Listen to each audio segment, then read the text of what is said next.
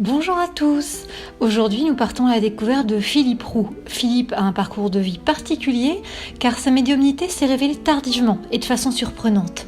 Cela l'a amené à tenter de trouver des explications sur cette ouverture et à rencontrer des personnes en contact avec l'au-delà par différentes méthodes, que ce soit l'hypnose, le MDR, le chamanisme et d'autres méthodes particulières qu'il explique à travers son livre.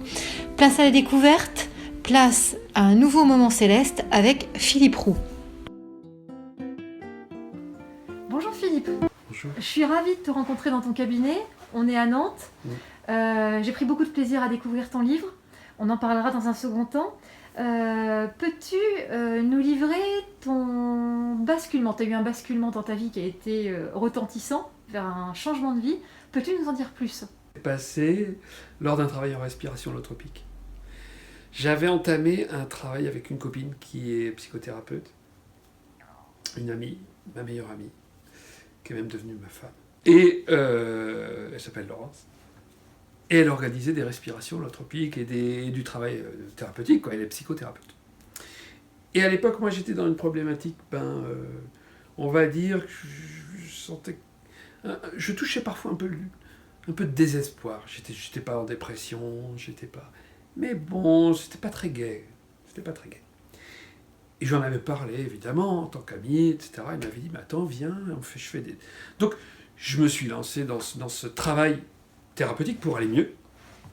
Et je me souviens très bien de l'intention que j'avais ce jour-là, c'était « Je m'aime et je me choisis ». Joli programme. Joli programme. Et je me suis lancé dans l'hyperventilation, la respiration holotropique, c'est donc, tu connais, c'est donc ce travail en hyperventilation. Et une fois que j'étais vraiment bien parti, je me suis retrouvé tellement hyperventilé, sans doute, façon puzzle, que je me suis connecté à, alors je ne sais pas quoi, une espèce de lumière divine. Alors je mets des mots, hein, c'est vachement indescriptible, c'est presque ineffable.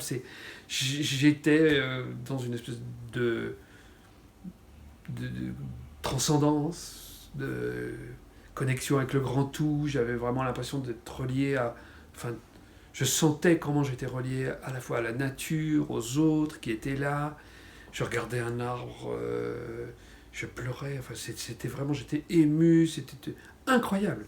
On appelle ça aussi peut-être une théophanie, c'est-à-dire théo, Dieu, etc. Je ne sais pas, un éveil spirituel, je ne sais pas comment ça s'appelle. C'est de l'amour inconditionnel ?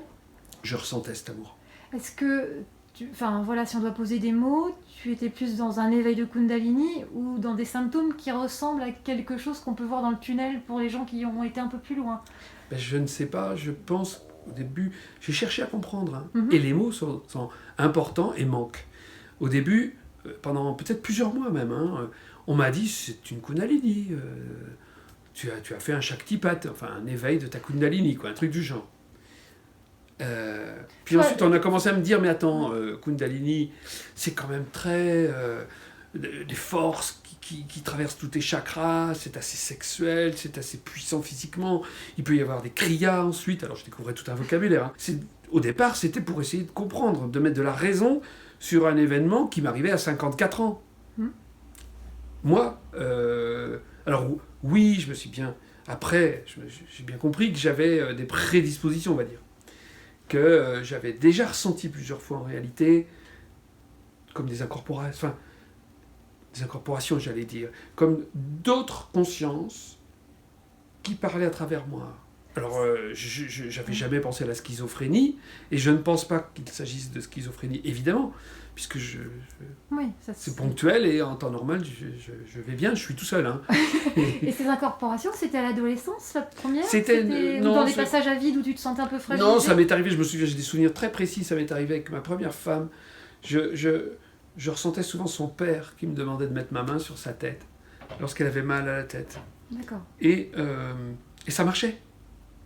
Mais on rigolait, on se disait c'est l'effet placebo, ou alors puis après pourquoi, alors je lui disais j'ai l'impression que c'est ton père qui me dit ça.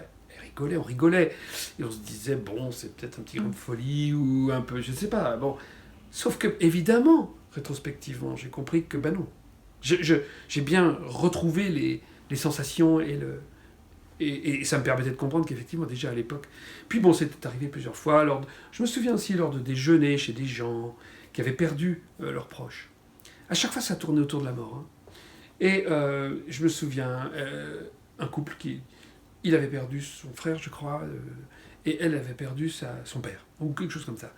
Et tout le repas, mais j'avais des questions qui m'arrivaient, je ne savais pas pourquoi, je les posais.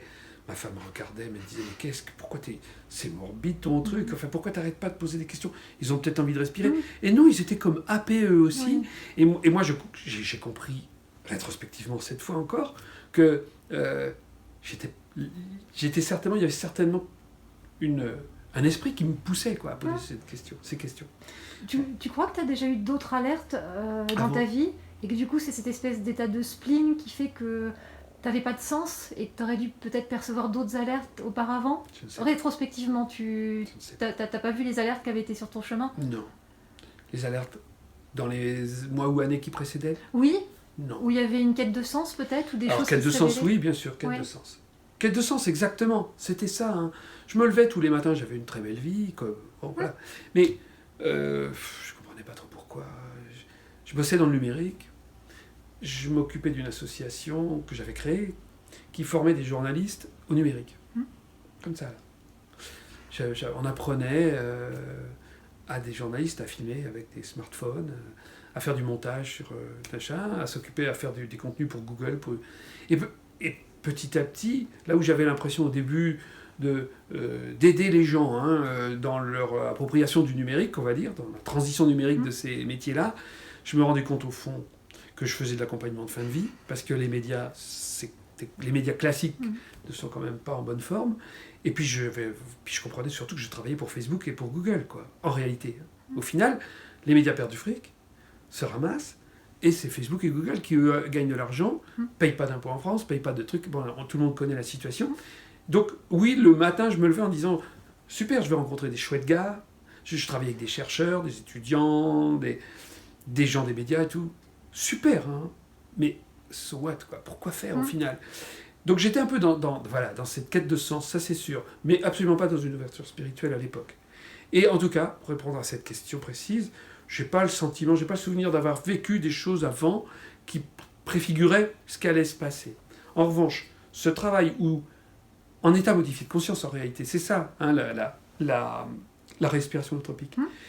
Je me suis mis en transe, et là, j'ai l'impression qu'on m'a aidé effectivement, et je me suis moi-même aidé à m'accueillir et à m'aimer tel que j'étais, c'est-à-dire avec cette hypersensibilité qui me permettait de me connecter. Et d'un seul coup, j'ai ouvert comme des portes, quoi. Et j'avais des contacts pour tous les gens qui étaient là. Alors je me souviens en particulier d'un homme, un des accompagnateurs de la respiration, qui est venu en fin de journée me voir. Et d'un seul coup, je sens... Alors physiquement, ce qui était la première fois que ça m'arrivait, jusque vers les genoux, c'est anecdotique, mais c'est comme ça. Je sentais dans tout mon corps, comme... Il suffit d'en reparler pour que je le ressente un peu, comme des frissons chauds, comme une grande vibration, et comme le... Alors c'est très compliqué, j'imagine, à comprendre et à expliquer aussi. Hein. J'avais vraiment l'impression qu'il y avait une âme, une conscience, une deuxième conscience qui venait en moi. Qui ne poussait pas ma conscience à moi. Elle se rajoutait. En moi. Incroyable. La première fois que tu as senti cette présence en toi, tu l'as vécu comment? Comme une intrusion ou comme quelque chose Non, pas du tout. C'était pas du tout. Non, parce que c'était bienveillant, c'était plein d'amour.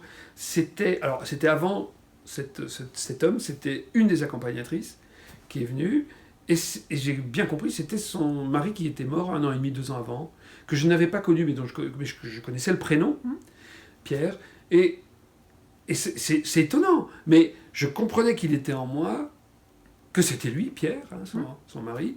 Je lui dis, j'ai l'impression qu'il est là. Et je pense qu'elle a eu une larme, je me souviens un peu. Et on a commencé à parler de leur maison. Elle était, dans la gestion de la succession. Enfin, tout ça, c'était compliqué. Il y avait des questions importantes. Alors donc, je le sentais, il avait plein de messages clairs sur des choses que je ne pouvais pas connaître. Hein. Et ça a duré une demi-heure. Quand ça s'est terminé, moi, je me disais, mais alors en dehors de la sensation elle-même, mais pourquoi pas en état modifié de conscience, on peut ressentir des trucs bizarres. Mais qu'est-ce que c'est que ce qui se passe? Est-ce que c'est de l'hyper-empathie? C'est-à-dire que je suis tellement synchronisé à cette personne que je vais lire dans son inconscient, et je savais pas quoi, je savais pas du tout ce qui se passait. Et alors ensuite, donc cet homme est venu, un peu plus tard, et là, ça a recommencé. J'ai compris que c'était son père. Je comprenais, c'était facile, hein. Je comprenais que c'était son père, qu'il avait des choses à lui dire, qu'il s'appelait Joseph. Alors je dis je comprenais, c'est-à-dire que je n'entendais pas, hein, c'est pas de la clairaudience. Je ne voyais pas non plus, je vois rien. Je suis absolument pas clairvoyant. Ni d'image, ni de prémonition. Hein, je ne suis pas dans la clairvoyance non plus, de la divination et tout ça. Ça m'est arrivé d'avoir quelques flashs prémonitoires, perso, et c'est tout, et ça ne m'intéresse pas plus que ça, et c'est très surprenant, mais voilà, j'ai pas envie du tout de développer cette capacité-là. En revanche, la médiumnité avec les défunts, donc ça s'est vraiment imposé. Et là, moi, les messages, je les reçois comme chacun d'entre nous quand on réfléchit à quelque chose. Là, tu m'écoutes, et à l'intérieur de ta tête, il y a des mots qui viennent, il y a des pensées, c'est la même chose, sauf que je sais que ce n'est pas les miennes. Je suis toujours là, ça ne remplace pas, ça ne me remplace pas. C'est pas de la canalisation qui me remplace, où il y a certaines personnes qui changent de voix, qui ont le... Oui, etc. qui sont... Pas moi. Mais je sentais à l'intérieur de moi que c'était quelqu'un qui se rajoutait, une conscience qui se rajoutait.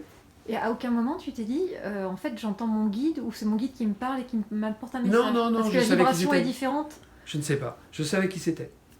C'est une évidence. En fait. Alors, oui, c'était une évidence, oui. Okay. Oui.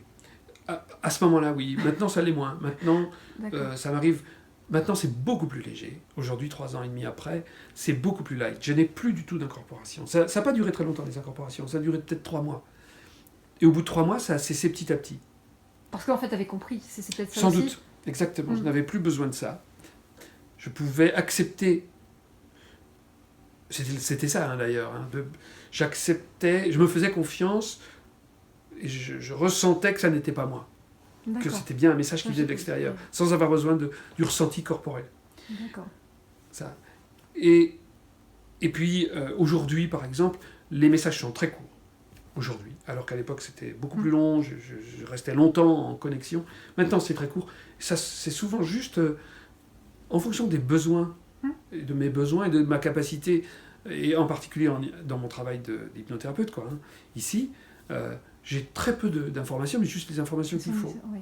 Par exemple, un prénom, ou une chose, etc. Un truc qui va... Et qui va apporter une information suffisamment forte au bon moment pour que la personne sache que, oui, le défunt est bien là, et c'est bien lui, Et là, avant ou pendant l'hypnose, évidemment, ça crée une... C'est très fort, ça renforce évidemment le lien thérapeutique, ça renforce la crédibilité qu'on n'est pas juste en train d'imaginer quelque chose, mais qu'il se passe bien quelque chose avec quelqu'un au bout de la ligne, etc., etc. C'est très fort. Donc du coup, toi, pendant tes séances d'hypnothérapie, t'es en connexion, en fait, de toute façon... Oui, je sais pas. Est-ce que c'est quelque chose qui te fatigue? Non, c'est un état naturel. Non, ça me fatiguait parfois au début, surtout. Sur la durée, parce que ça durait plus longtemps? Oui, c'est ça, et puis je me chopais aussi beaucoup d'émotions. Oui. Alors quand ça arrive encore, Alors quand je me chope les émotions de je ne sais pas trop qui, est-ce que c'est celle du défunt, ou les mémoires, les émotions, les mémoires d'émotions du défunt quand il était encore vivant, je me suis interrogé là-dessus. Je ne sais pas, c'est surprenant que le défunt ressente de la tristesse, par exemple. C'est fort possible quand même. C'est fort possible. C'est une notion de regret par rapport à un message à passer. C'est fort possible. Une notion d'apaisement global. Du coup, tu décompenses derrière, en fait, par rapport à ce trop-plein émotionnel. Oui, je pleure. C'est une fatigue, oui. Je pleure. Donc c'est toujours un peu fatigant de se prendre cette charge émotionnelle. Ça m'arrive encore. Ici... je sais pas, chaque semaine, à peu près chaque semaine, j'ai 2 ou 3 personnes qui viennent me voir qui ont perdu un enfant, par exemple. Oui. Ce sont des deuils qui sont vraiment, c'est difficile, surtout les enfants suicidés, par exemple. Une maman qui vient, son fils s'est suicidé il y a 1 an, elle attend de moi que je l'aide à établir un contact, ce qui marche. En individuel, ça marche très facilement, ça marche à tous les coups, presque, mais c'est quand même du boulot, parce que souvent il y a tellement de tristesse, tellement d'attente, qu'il faut nettoyer, guérir des choses. Ça se fait pas comme ça, un claquement de doigts. Quand la mort, le deuil est déjà un peu entamé ou que l'enjeu est moins fort, c'est très facile d'établir le contact. Et en tout cas, ça m'arrive quand il y a vraiment une charge émotionnelle forte, de ressentir l'enfant, par exemple. Ouf, donc là bon, je craque. Je ressens plein d'émotions. Est-ce que ce sont également celles de la personne qui est en face de moi que je ressens? Je ne sais pas. Peut-être. Entre les deux, je suis dans le lien quelque part. Dans cet échange en fait. Voilà, c'est ça. De même que ça m'est arrivé, entre autres, ce premier jour, de ressentir l'amour qu'il pouvait y avoir entre une accompagnatrice et sa maman, défunte, qui était morte, je ne sais pas, 20-30 ans avant. Je ne sais pas bien calculer comme ça vite fait, mais peu importe. Sa tête était sur mon épaule, je me souviens, et je sentais sa maman dans mon bras. Et je sentais tout l'amour qui passait à travers mon corps. Alors là, c'était pas la tristesse, c'était exceptionnel. J'ai jamais senti ça comme ça. Une espèce d'amour inconditionnel, incroyable. Bon, et c'est effectivement une maman qui aimait beaucoup sa fille. Il y avait beaucoup d'amour entre elles de leur vivant. Mais alors là, c'était très très fort. Heureusement, mais c'est rare. Oui. C'est plus courant pour moi de ressentir de la tristesse. Et toi, par rapport à tes proches, ça s'est passé comment? Parce que pendant 3 mois et demi, hop, t'es incorporé régulièrement. Tu bascules dans autre chose parce que l'évidence vient à toi que tu peux pas rester dans ta fonction, on va dire, dans le numérique. Immédiatement. Il y a de l'aide à l'autre à apporter. Je crois que ta mission, on va dire, terrestre... mais il n'y avait aucune question qui se posait. Voilà. Aucune. J'ai pas réfléchi en me disant oh, voilà la solution à ma quête de sens. Non. C'était évident que je ne pouvais plus continuer. Ça s'est imposé à toi. Ça s'est imposé. Il n'y a pas eu de doute. Aucun. Même de sécurité financière, Aucun. Non. Tu lui as fait non, confiance. aucun.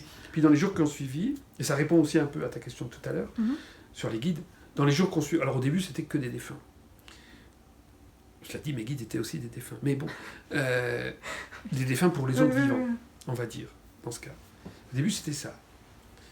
J'avais des contacts spontanés pour des défunts pour des vivants qui étaient là, ou que j'allais rentrer dans la journée, ou même une semaine après.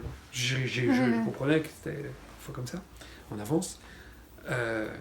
Et puis, à un moment, au bout de peut-être 15 jours, 3 semaines, donc après, cette respiration, un matin, un de mes guides, ou un guide, je ne sais pas, est venu, s'est présenté à moi. J'avais entendu parler de lui, mais j'en étais pas du tout certain.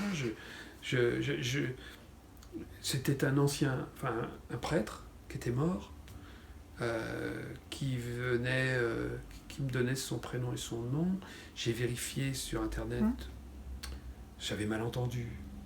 Je ne trouvais pas, je tape le même truc, mais mal orthographié, son nom de famille, avec prêtre derrière, et là, boum, il arrive. Effectivement, je m'étais gouré, je n'avais pas bien entendu son nom, mais ça faisait du sens d'un seul coup.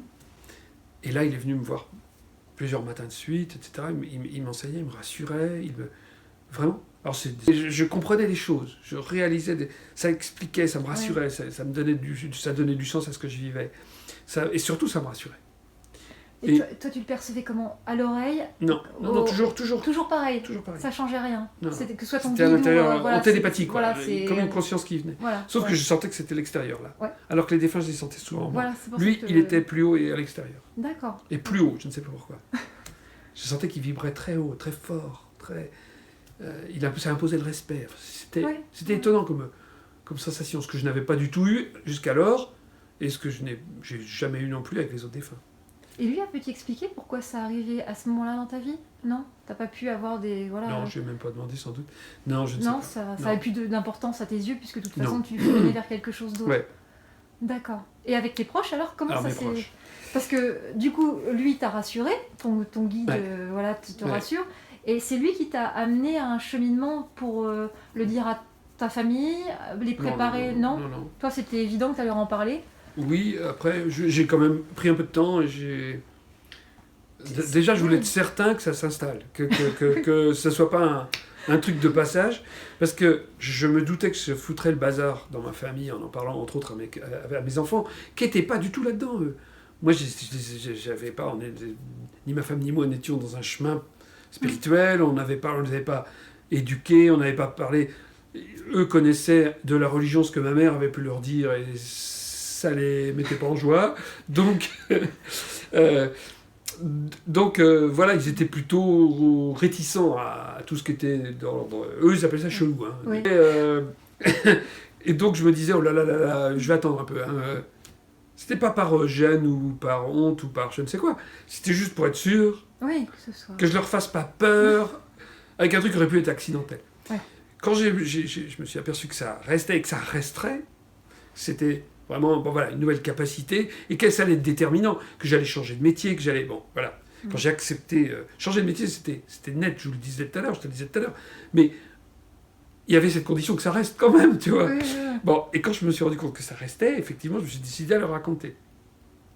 Et là, je me souviens, c'était un soir, on était le premier soir des vacances, un mois après, la respiration holotropique. Je me souviens, je leur en parle, comme je le raconte là, quoi. Je leur dis, bah voilà, il m'est arrivé quelque chose, il n'y a rien de grave, vous en faites pas, mais bon.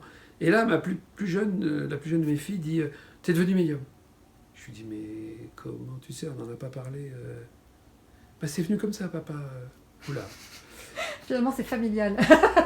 C'est-à-dire que c'est assez étonnant. Oui. Ouais. Ça a ouvert des portes. Donc, je raconte ce qui m'est arrivé, comme là, je le raconte, là. Et tout à coup, je sens mon père, qui était mort 15 ans avant. Je sens mon père, qui était déjà venu me contacter depuis ces 3 semaines-là, ou un mois, qui était venu 2 ou 3 fois, mettons, ou 4 fois, et il avait comme une signature. Je sentais sa chaleur dans mes épaules. Voilà, pourquoi, j'en sais rien. Mais je sentais ça, et je le repérais bien. C'était lui, super, c'était doux, c'était bon. Génial. Et je leur dis, oh, bah... Ce qui n'était pas vraiment étonnant, finalement. C'était quand même leur grand-père. Je dis, mon père est là. Et j'avais remarqué aussi, depuis que ça m'était arrivé, que parfois, en touchant ma main, les gens ressentaient quelque chose de particulier. Une chaleur, un truc dans tout leur corps. Comme si l'incorporation se partageait, se transmettait. Donc je leur dis, j'ai l'intuition qu'en leur tendant la main, ils vont peut-être sentir un truc.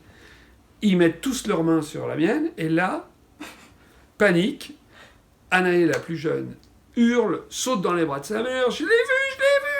Elle hurlait, elle pleurait d'un coup, enfin, elle a eu super peur.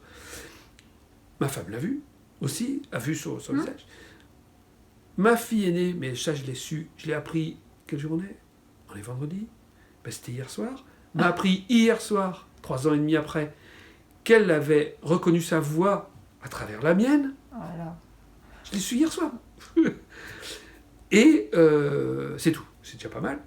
3 personnes qui d'un seul coup ont... Alors, ma fille aînée, là, par exemple, qui vient de me dire ça hier soir, jusqu'à présent, je pensais qu'elle était complètement étanche. Et un de mes garçons qui était là, lui, bon, il comprenait pas trop. Dans les jours qu'on suivit, on a discuté, évidemment, on en parlait beaucoup. Non, puis il a dû être impressionné avec sa sœur qui crie, des choses, et puis ça fait peur, un peu, oui. Mais un mois ou 2 après, il se casse la figure en vélo, il se casse le poignet, double fracture, il va à l'hôpital, il a l'anesthésie pour remettre ça bien, et pendant l'anesthésie, pouf, il fait une sortie de corps. Et il se voit pendant 5 minutes au-dessus, il les voit charcuter, bricoler son bras, il revient, et là, le soir, en rentrant à la maison, il me dit « Papa, faut que je te dise un truc. Il m'est arrivé un truc de fou. Jusqu'à présent, je comprenais vraiment pas ce que tu racontais sur les esprits qui peuvent... Ah ben là, ça y est, je crois que j'ai compris. » Et pour lui, c'est réglé. Donc, on a l'impression qu'au niveau familial, vous avez ouvert une porte, en fait, pour... comme si ça... Je ne sais pas. Le 4e, lui. Bah ça y est, en fait, les 4... Depuis hier soir, je sais que les 4 ont... révélation. Un autre de mes fils... j'ai 4 enfants, et les voilà tous les 4. Un matin, je me réveille, et j'ai le sentiment qu'il a un message pour moi. J'oublie. Et le lendemain soir, on se prend une bière tous les soirs, tous les deux sur la terrasse. Et d'un seul coup, ça revient. « Ah, mais t'as un message pour moi ?» Et d'un seul coup, il dit « Ah bah oui, et blablabla. C'était mon père, qui avait un message pour moi. Et qui passait par lui. Et là, je lui dis « Mais tu te rends compte ce qui vient de t'arriver ?» Oh non. Il n'est plus rien arrivé, mais il ne veut plus en entendre parler. Ça leur fait peur. Oui, c'est peut-être une conscience qu'ils ont et qui a Mais je me suis aussi aperçu qu'il n'y avait pas que. Effectivement, sans doute que j'ai ouvert des portes là. J'ai ouvert des portes et sans doute que y a une hypersensibilité qui se transmet, j'en sais rien, moi, je ne sais pas. Votre père avait... Enfin, ton père avait quelque chose n'a Non, jamais... mais son propre père, oui, il était guérisseur Ça, d'animaux. Ouais. Mais je l'ai su après, pareil, je Ouais. ne savais pas du tout. Je ne l'ai pas connu, il est mort pendant la guerre. Et mes cousins m'ont dit, mais tu sais que ton grand-père, notre grand-père était... Ah bon, tu vois Je sais pas, moi, je ne l'ai jamais croisé. Il est mort 20 ans avant que je naisse. Je sais pas. Mon père, non, mes parents, non, je crois pas. Ouais, Et après, bon, voilà. Après, mes proches plus larges, les gens autour de moi, parfois me regardaient... Oui, parce que la sphère amicale aussi a forcément été mais même réaménagée. Dans mon association d'aide aux médias, de soutien du numérique dans les médias, j'avais, je sais plus, 700 ou 800 contacts. Je les ai tous prévenus. Fallait bien. Je quittais mon job. J'avais créé la sauce avec mon collègue. Je quittais ce job. J'étais obligé de leur dire, tu vois, alors ils me demandaient, qu'est-ce que tu vas faire? Oh mon Dieu. Pour expliquer ce que je vais faire, je suis obligé de te dire ce qui m'est arrivé. Donc, je ne l'ai pas raconté à 850 personnes individuellement, etc. Mais j'ai tout de même publié des trucs. Ils ont lu ce qu'ils voulaient, j'en sais rien. Mais alors, j'ai pu voir sur des centaines de personnes ce que ça donne. Alors, évidemment, pour la plupart, c'est « mais qu'est-ce qui lui est arrivé ?» il a pété un plomb. Mais en même temps, j'avais 54 ans. Il y a des gens que je connaissais sur la place de Nantes, dans le numérique, ça faisait 30 ans que je travaillais, les gens me faisaient confiance. Donc, ils m'écoutaient quand même. C'est assez étonnant pour eux de se dire, un mec qu'on a connu, qui est normal, qui n'est pas perché, qui n'est pas chelou, qui n'est pas dans une secte, qui raconte ça, peut-être qu'on peut écouter un peu. Et bon, il y en a qui d'emblée étaient réfractaires, ou bon, j'en sais rien pourquoi, c'est leur raison. D'autres avec lesquels j'ai gardé de bons contacts, qui m'écoutent de façon bienveillante, mais bon, c'est pas leur truc. Et en revanche, je me suis rendu compte il y avait de nombreuses personnes qui ressentaient les choses, mais qui ne m'en avaient jamais parlé, parce qu'on n'abordait pas ces sujets. Et j'imagine que vous, avec vos interviews, et sur Moment Céleste, et puis dans vos rencontres, etc., vous devez également vous apercevoir qu'on est nombreux, évidemment. Oui. Et ça m'a scotché, de voir que j'avais même des amis, des bons amis. Je me souviens d'un couple, par exemple, un soir, on dînait chez eux, ils me demandent alors que ça va ton boulot? Ben oui, il faut que je te raconte. Et là, je vois la femme qui a une larme, et à un moment, le mari s'en va fumer une cigarette au fond dans le jardin, quoi. Et je lui demande, mais qu'est-ce qui se passe? Pourquoi ça te touche? Et là, elle me dit, mais depuis l'âge de 11 ans, moi je descends, mais j'en ai jamais parlé à personne, même mon mari, là, il n'était pas au courant, quoi. Ils étaient mariés depuis 25 ans. Donc c'est dingue. Et elle m'a appris à ce moment-là que sa propre fille sentait aussi. Et qu'elle avait des soucis parce que ça lui faisait très peur, qu'elle voyait un psy, enfin tu vois, ça avait des conséquences. Bon, je ne sais pas. J'ai l'impression que ça a libéré aussi autour de moi le fait que moi je puisse le partager comme ça ouvertement, que j'écrive même des articles, et puis même un bouquin. Ça a comme débloqué la parole chez plein de gens, quoi. C'était très étonnant. En tout cas, pour moi, c'était très encourageant. Ça s'est fait petit à petit. Et je me suis dit, un jour, quoi, avec cette inspiration, il faut que j'écrive.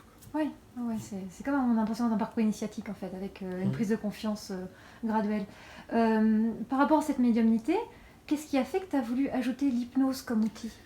Eh bien... Parce que tu aurais pu garder cette médiumnité, aider les gens, mais tu es passé par l'hypnose. Pourquoi ce type d'hypnose? Explique-nous ce que tu fais. Parce qu'il y a différents types d'hypnose, et pourquoi la médiumnité pour toi n'est pas suffisante par rapport à l'aide? C'était pas une question de suffire ou pas, c'était que ça me mettait dans une position que je n'aimais pas, très inconfortable. C'est-à-dire que ce regard dont je parlais tout de suite, que peuvent porter les gens sur un médium, ou sur un bébé médium, ou sur un nouveau médium que je l'étais, ce regard-là du « oh là là là là », soit charlatan, soit... je sentais qu'il me donnait du pouvoir.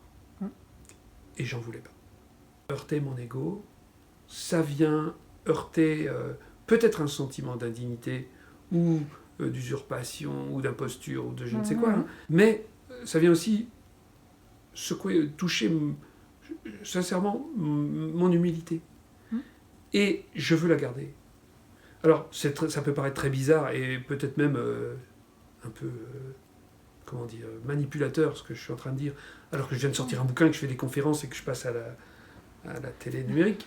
Mais c'est tout de même vrai. C'est-à-dire que je vois bien, en tout cas, pour continuer à répondre à cette question-là, je voyais bien que le regard que me portaient les gens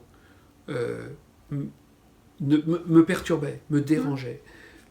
Je n'aimais pas ce regard du genre, lui, il a le pouvoir de me mettre en contact avec mon fils ou ma mère. Et d'une part. D'autre part, je me prenais à plein pot, comme je disais tout à l'heure, pas mal d'émotions, et c'était pas toujours évident à faire passer. J'étais un intermédiaire dans le sens descendant, enfin dans le sens, moi j'ai toujours l'impression que c'est un peu au-dessus. Et c'est pas évident. Et puis, on me posait souvent des questions. C'est arrivé qu'il y ait des clientes qui viennent me voir avec une page de questions pour leur papa, une page de questions pour leur maman, tu vois, quasiment. Et ben vraiment. Ouais. Et là, des questions super pointues. Mais pourquoi t'avais dit ça, tu vois et croyant que je suis en train de discuter, moi. C'est pas ça. C'est du ressenti global, d'émotions, de contexte, de certains éléments, mais c'est pas comme un échange, évidemment, entre vivants. Et donc, dans mes réponses, parfois, j'avais très peur d'être un filtre, d'y apporter moi-même mes interprétations ou ma résonance. Il y avait des sujets qui, évidemment, me touchaient, en fonction de moi, de mes blessures, de mon histoire. Et là, je me disais, est-ce que je suis juste, etc. Donc, c'était une position qui me dérangeait, quoi, qui n'était pas simple à assumer. Et je me suis donc mis à chercher, en me disant que si moi, ça m'était arrivé à 54 ans, alors que je ne cherchais pas ça, on pouvait imaginer que ça se déclenche aussi chez d'autres. Et si ce n'est pas pour devenir médium, sur le plein temps, et que ça peut-être même juste ponctuellement. Et donc, j'ai cherché sur Internet. Et en cherchant aussi à comprendre ce qui m'était arrivé, je me suis aperçu, entre autres, alors je peux la remercier, c'est Lilou, grâce à la télé de Lilou, j'ai trouvé mes premières pistes de compréhension et mes premières pistes où je découvrais que, grâce à l'EMDR, les mouvements, vous savez, et entre autres, grâce à une interview d'Alan Botkin, faite par Lilou, je découvrais qu'il y avait un Américain qui avait découvert avec des vétérans qu'on pouvait déclencher de la médiumnité juste avec les mouvements bilatéraux, là. Waouh, ça m'a beaucoup touché. Et puis j'ai découvert Chabot, Jean-Charles, hypnose spirituelle, toujours sur la télé de Lilou, et etc. Et là je me suis dit, mais c'est génial, ça y est, je trouvais enfin des techniques, des méthodes permettant de déclencher une forme de médiumnité. C'est pas une médiumnité comme celle que je connais, mais c'est une forme de médiumnité qui peut enfin aider mes clients, ou les gens en tout cas qui viennent me voir, pour guérir ce qu'ils ont à guérir, faire leurs adieux, enfin, couper les liens d'attachement, régler ce qu'ils ont réglé, être en paix, et même plus. Donc, ça me permet aujourd'hui, l'hypnose en tout cas, me permet de réaliser et de soutenir et d'accompagner mes clients de façon beaucoup plus forte que ce que je faisais juste avec la... Alors, dans ce sens, la médiumnité n'était pas suffisante, oui. Dans ce sens, ça complète. Mais c'est surtout... Moi, ce qui m'a surtout motivé, c'était la posture ou la position qui me déstabilisait, qui me dérangeait. Je n'avais pas envie d'être celui à qui on confiait tous ses pouvoirs. Et là, ça peut sembler être une belle parole, mais moi, je préfère réellement que la personne garde son pouvoir, quoi. Et quel est ce contact, ce ressenti avec son défunt ou ses défunts, et puis qu'elle guérisse ce qu'elle a à guérir, et moi je guide, c'est tout. Mes ressentis, je le disais tout à l'heure, peuvent rajouter quelque chose, bien sûr, ça renforce la crédibilité sur ce qui se passe, mais voilà, moi je suis juste en soutien, c'est génial. Et du coup, comment ça se passe une séance ? Ça dure combien de temps ? Ça dépend un peu du type de séance. Si c'est une séance juste pour établir un contact, ça va assez vite. Je reçois la personne, 5 minutes après, je lance, on démarre la mise en transe, l'induction. Je mets à peu près une demi-heure pour mettre la personne en hypnose profonde. Alors l'hypnose, c'est pas, pour ceux qui ne connaissent pas l'hypnose c'est pas le sommeil, on ne dort pas, on ne perd pas conscience, on est bien éveillé, on est au contraire en pleine conscience, une conscience très ouverte. C'est simplement le mental, la conscience analytique cérébrale, comme dirait Jean-Jacques Charbonnier, qui est endormi, qui est inhibé, qui est un peu... On contourne le cerveau gauche, on va dire, pour bien ouvrir le cerveau droit et les perceptions, et avoir accès au non-conscient, dont on n'est pas conscient en temps ordinaire. en état de conscience ordinaire. Et donc là, on a accès à l'inconscient freudien, l'inconscient individuel. Ça, c'est connu. C'est comme ça que Freud a démarré. Hein. Ça fait quand même 150 ans, je crois, au moins, qu'on connaît bien les fonctionnements de l'hypnose et ce à quoi ça donne accès. Freud a donc développé la psychanalyse avec ces bases-là, de connaissances et d'expérimentation. Jung a rajouté l'inconscient collectif, pour simplifier. Je caricature, bien sûr, mais l'inconscient, donc là, on a affaire à l'inconscient transgénérationnel, culturel, collectif, quoi. On a accès à ça en hypnose. Et moi, j'ai envie de rajouter, après Freud et Jung, Philippe Roux, rajoute la conscience spirituelle. Why not? C'est-à-dire tout ce qu'on a inscrit en nous, ou ressenti, donc aussi inscrit, par l'éducation, par tout ce qu'on veut, par nos lectures, ou par nos expériences personnelles, qui est de l'ordre du spirituel, qui est de l'ordre de ce qui dépasse la vie matérielle ici. Et donc ça veut dire quoi? Ça veut dire qu'avec cette hypnose-là, on a accès, oui, aux défunts, à l'âme, à la conscience des défunts, évidemment, pas à eux, ils sont morts, hein, mais à leur conscience, à ce qui survit de la vie terrestre, et ce qui préexiste sans doute aussi. On a accès d'ailleurs aussi à d'autres vies qui peuvent avoir un impact sur la nôtre. Et alors là, comment ça marche? Je ne sais pas. Est-ce que c'est la preuve de la réincarnation? Sûrement pas. En tout cas, moi, je ne le prétends pas. Je vois bien également que dans ces souvenirs de vie antérieure, d'autres vies là, qui ont un impact sur nos vies, il y a des choses vérifiables. C'est très surprenant. Hier matin, il y a une dame qui est venue et qui est ressortie, qui se retrouvait en 1834 avec un souvenir d'une jeune algonquine dont elle avait le prénom, qu'elle ne connaissait pas, etc. On a regardé sur Internet, elle a existé. Cette année-là, il y avait bien une épidémie de variole chez les Algonquins, ou je ne sais plus où, importée par les Blancs. C'était très troublant. J'en ai eu plusieurs, des histoires comme ça, vérifiables. Donc on voit bien qu'en hypnose, on peut avoir accès aussi à à ces éléments non conscients qui nous dépassent complètement, c'est du transpersonnel pur, et qui ont un impact sur nos vies d'aujourd'hui. C'est sans doute pas la preuve de la réincarnation. On a aussi accès à des souvenirs très métaphoriques. Il y a de nombreux souvenirs de vie antérieure qui remontent ici dans mon cabinet, qui sont, il faut l'avouer, très métaphoriques. On retombe sur les sorcières avec les archétypes, on tombe... Bon, voilà. J'ai eu 3 Jésus la même semaine, lequel est le vrai, quoi. Donc, c'est très troublant. Est-ce que ça discrédite tout le truc? Ben non. Ou est-ce que ça décrédibilise? Je ne sais pas quel est le mot juste, mais sûrement pas. La preuve, c'est qu'il y a des souvenirs qui sont vérifiables. Mais bon, tout ça montre en tout cas que grâce à l'hypnose, on a accès à des choses non conscientes. De temps en temps, ça a l'air de venir de très loin.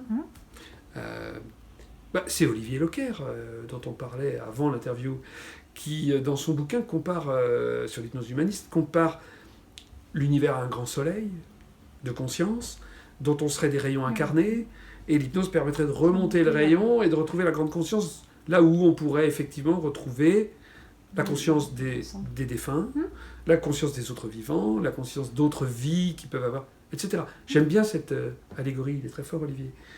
Je le prénomme, je ne l'ai jamais rencontré, mais... et donc, j'aime bien cette allégorie-là, ça me parle.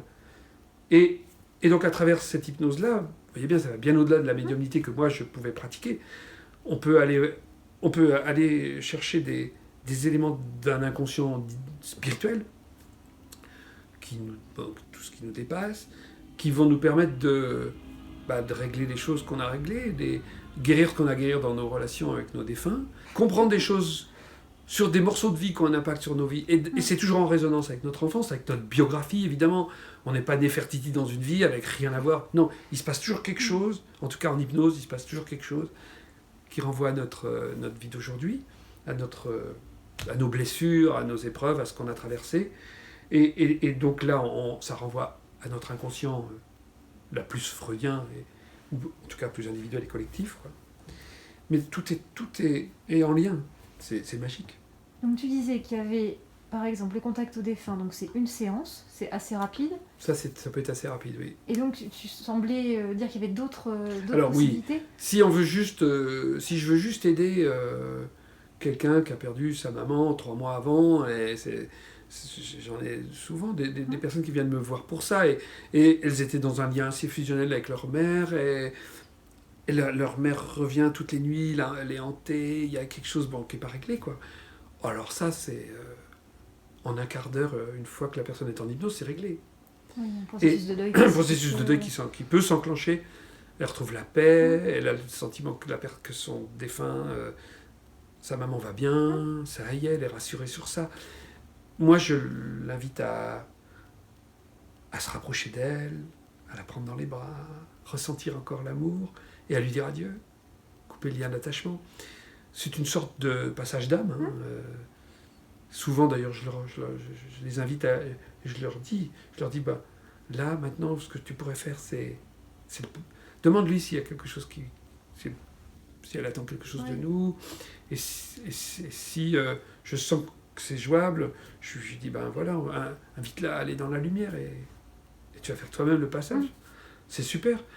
La personne, peu importe comment ça marche, peu importe ce qui se passe, ce que je sais, c'est que la personne, ça la soulage. Oui, c'est le principal. Exactement. Et j'ai des retours. Je demande à mes clients de m'envoyer un petit mail dans les jours qui suivent, ou en général un mois après, pour que je comprenne comment s'intègre le boulot qu'on a fait, et puis elle aussi pour que ces personnes-là se mettent en bilan, fassent le bilan, et mesurent un peu ce qui s'est joué. Et j'ai des retours géniaux. C'est les gens d'un seul coup sont vraiment soulagés. Et sur une problématique de vie, on imagine, on vient de voir par rapport à un blocage, on ne sait pas si c'est lié, c'est pas forcément lié à un défunt, mais il y a un blocage dans la vie, comme toi tu as pu le vivre c'est ça. À la cinquantaine. Et là, ça se passe comment? On vient de voir. Alors là, oui, c'est sur des séances plus longues, c'est-à-dire que là, en général, c'est des séances que je calibre à peu près à 3 heures. Je consacre 1 heure à un entretien pour comprendre ce qu'amène la personne, les raisons qui l'amènent là, ce qui la motive, ses blocages, etc. Et puis sa biographie. Donc là, le père, la mère, les enfants, etc., sa structuration familiale, ses épreuves, ce qu'elle a pu vivre. Et ensuite, il y a une demi-heure de mise en hypnose, d'induction, de mise en transe. Et l'hypnose elle-même, alors là, on va bien au-delà du simple contact. On va pouvoir aller voir justement un souvenir d'autre vie qui a un impact sur la vie présente. Ça, c'est intéressant, pour les raisons que j'évoquais, parce qu'il y a toujours un truc qui fait figure, qui va nous permettre de comprendre, puis de libérer. Et en hypnose, c'est très facile de libérer les choses dans l'inconscient, de réécrire dans l'inconscient, parce qu'il y a de l'émotion, enfin bref, c'est fort. Et puis ensuite, on va pouvoir aller après la fin de la vie, on va pouvoir aller dans un entre-vie, l'au-delà, où là, cette fois, je vais guider la personne, je vais emmener la personne à rencontrer ses guides, à qui elle va pouvoir poser des questions, pour mieux comprendre son chemin de vie, je sais pas pourquoi elle est là, etc., comprendre des réponses à ces questions. Et puis on va pouvoir continuer à guérir des choses, et en général là, moi je rajoute des éléments de la psychothérapie transpersonnelle, c'est-à-dire qu'on s'aperçoit très vite que tout ça c'est toujours en résonance avec l'enfance, je le disais, donc je fais venir la conscience vivante ou défunte de la maman, et là on guérit ce qu'on a à guérir, parce que ça c'est très important, évidemment.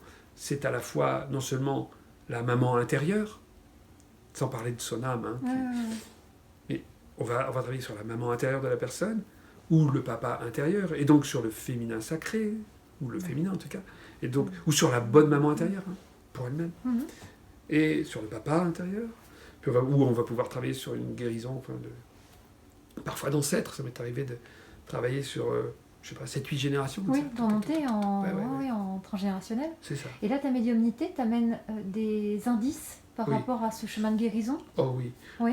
La plupart du temps, moi, je navigue dans l'art, dans les chemins possibles. C'est ça. Uniquement à l'intuition. C'est impossible, vu le nombre de cas, des histoires individuelles. C'est impossible d'avoir un guide qui permettrait qu'une arborescence, je ne sais pas comment. Il y a quelque chose qui vient pointer comme ça. Oui, voilà. Je ne sais jamais ce que je vais faire, même s'il y a évidemment des grands trucs qui se répètent. Mais chaque jour, par exemple, je fais à peu près chaque jour, je fais un recouvrement d'âme. Parce que, bah oui, beaucoup de personnes ont vécu des événements traumatiques, quoi, dans leur enfance. Et on comprend à ce moment-là qu'il y a une partie d'eux qui se soit comme figée, durcie, etc. On pourrait dire, avec la vision un peu chamanique, que c'est comme s'ils avaient perdu un bout de leur âme. Et donc on va retrouver ce bout d'âme et on va le recouvrer. Et c'est dingue, ce sentiment de retrouver une partie de soi. C'est très très émouvant et les gens comprennent. Ah bah oui, ok, c'est donc... Effectivement, c'est cette partie de moi blessée qui aujourd'hui, quand je suis pas bien, vient frapper à la porte parce que, je sais pas, parce que je me sens trahi. Ben en fait, mais non, c'était ma petite à l'intérieur de moi qui a été trahie. La grande, non. Etc. Et donc, on s'aperçoit comme ça que c'est magique, ça, un recouvrement d'âme. Ça revient très souvent. Mais ça, c'est pas de l'hypnose spirituelle, ça, c'est plus des éléments du chamanisme que j'ai intégrés dans la pratique. Dans la pratique. Une fois que la personne est en hypnose, on a accès à tout ça, quoi. D'accord. Toi, tu as vécu aussi, au travers de ta formation, cette hypnose régressive. Ça a dû être un moment fort. Je sais que tu as vécu aussi une TCH. Ta TCH t'a apporté des choses différentes. Comment t'as... La TCH... elle est venue, je l'ai vécue, je sais pas moi, il y a 1 an et demi, je crois, à peu près. C'était Jean-Jacques Charbonnier m'avait invité à Paris. On était donc en groupe, c'est le principe. Et une fois qu'on est parti en hypnose, on est lâché. On n'est pas guidé. On est lâché, tout le monde dans... On suit la suggestion. Puis après, voilà. On est lâché dans le vide. Chacun dans sa spirale. C'est ce qu'il a à vivre, quoi. Et donc, effectivement, j'ai vécu des choses. Mais comparé à la médiumnité, c'est très différent pour moi. Là, ce que j'ai vécu, en tout cas, c'était très différent. Et comparé à l'hypnose spirituelle également. Ouais, dans l'hypnose spirituelle, ma première expérience, c'était avec un des formateurs de l'Institut, Daniel Berger, qui est aujourd'hui installé vers Limoges. À l'époque, il était à Brest. Et lui, il m'a embarqué, comme je l'expliquais tout de suite, il m'a embarqué dans un voyage guidé. Et là, c'est très fort. Parce que c'est individuel, parce que ça répond vraiment à mon intention, à mes attentes. C'est 2 expériences très différentes. D'accord. Et puis, la TCH n'a pas d'intention thérapeutique. Elle y parvient parfois par rapport au processus de deuil. Après, chacun vit son expérience. Ouais, pour ceux qui vivent une expérience de contact avec les défunts, qui ne sont pas si nombreux que ça. Et puis parfois, alors thérapeutique, moi je fais de l'accompagnement de personnes qui vivent des TCH ou qui vont vivre ou qui ont vécu surtout. On récupère des gens qui ont été un peu secoués et qui ont eu des contacts bizarres ou des ressentis très bizarres et qui sont plus choqués, qui savent pas quoi en faire. C'est très compliqué. Ouais. Donc heureusement, Jean-Jacques Charbonnier a sélectionné des thérapeutes un peu partout sur le territoire français pour suivre ces personnes-là. Mais on comprend, c'est du groupe. C'est pas de l'individuel. Donc c'est magique ce travail. Jean-Jacques Charbonnier fait un travail remarquable de vulgarisation, ça fait connaître ce possible, cet espoir. C'est remarquable. Après, en revanche, la partie thérapeutique de la TCH est quand même... C'est pas l'intention, c'est pas le but.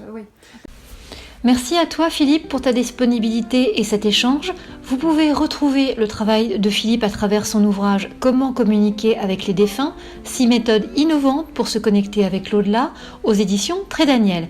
Philippe reçoit pour ses consultations à Nantes. Vous pouvez le contacter par téléphone ou par mail aux coordonnées indiquées sous la vidéo. Je vous dis à très bientôt pour un autre moment céleste.